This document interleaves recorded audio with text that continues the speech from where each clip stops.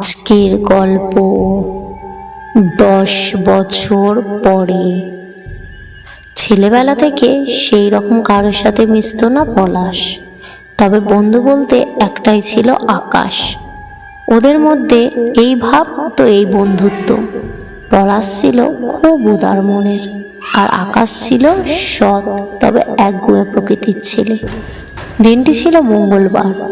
Office থেকে ফিরছিল পলাশ। ট্রেনের গেটে দাঁড়িয়ে ভাবছে আজ খুব দেরি হয়ে গেল। প্রতিদিন সে অফিস থেকে তাড়াতাড়ি বাড়ি যায়। বাড়ি গিয়ে আকাশের সাথে বেরিয়ে পড়ে কাজে। ওরা দুজন পার্ট টাইমে কাজ করত। ওটা এক প্রকার আকাশেরই ব্যবসা ছিল, ফাস্টফুডের। আকাশ খুব ভালো রাঁধত। প্রতিদিন রাত 9টা থেকে 11টা একটি অধিবাসী এলাকার মিলের সামনে ভ্যান নিয়ে দাঁড়াতো দুজনে। খাসির ছাড়, ফেবড়ার চোস্তা এইসব বিক্রি করত মিলের শ্রমিকদের কাছে।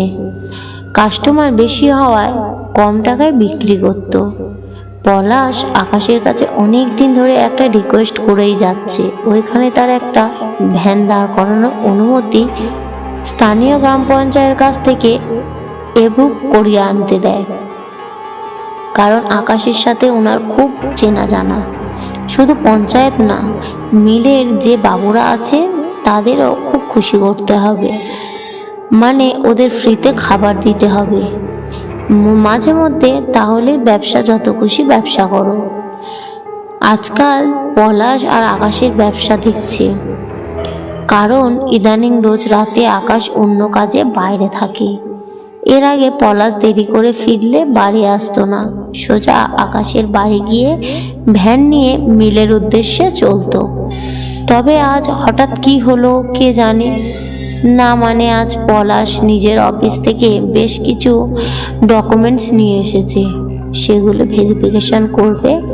যেতে পরের দিন অফিসে লাঞ্চ টাইমের আগে টিআই এর কাছে ডকুমেন্টগুলো জমা দিতে পারে। এই কারণে সে বাড়ির দিকে যাচ্ছে ডকুমেন্ট রাখতে। ফাঁকা বাঁশবন, মাঝখানে রাস্তা, শীতের রাত, গ্রামের মেঠো পথ। ধীরে ধীরে এগিয়ে চলেছে পলাশ নিজের বাড়ির দিকে। বাড়ি যাচ্ছিস পলাশ?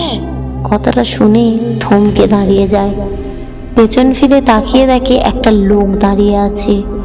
অন্ধকার বাগানের মাঝে যেটুকু চাঁদের আলো আছে, সেই আলোয় পলাশ দেখলো ওই লোকটি তার বাবা। পলাশের তখনই মনে পড়ে গেল 10 বছর আগেকার ঘটনা।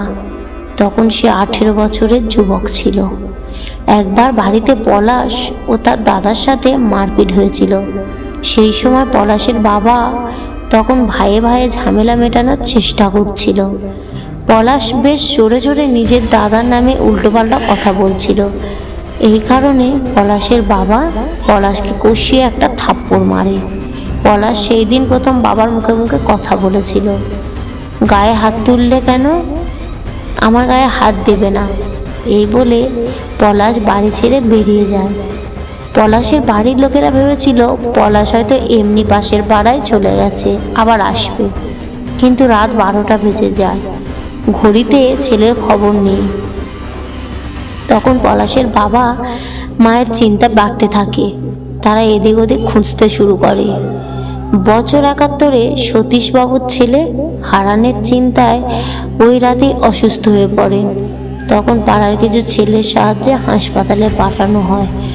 সাথে ছিল না পলাশের দাদা। পলাশের মা তখন ছেলেকে খুঁজে যাচ্ছে। শেষ ভোর 6টায় এক রিক্সা চালকের থেকে খবর পায় পলাশের মা। পলাশের মাসির বাড়িতে আছে। পলাশের মা খবর পাঠায় ছেলেকে তাড়াতাড়ি বাড়ি আসার জন্য।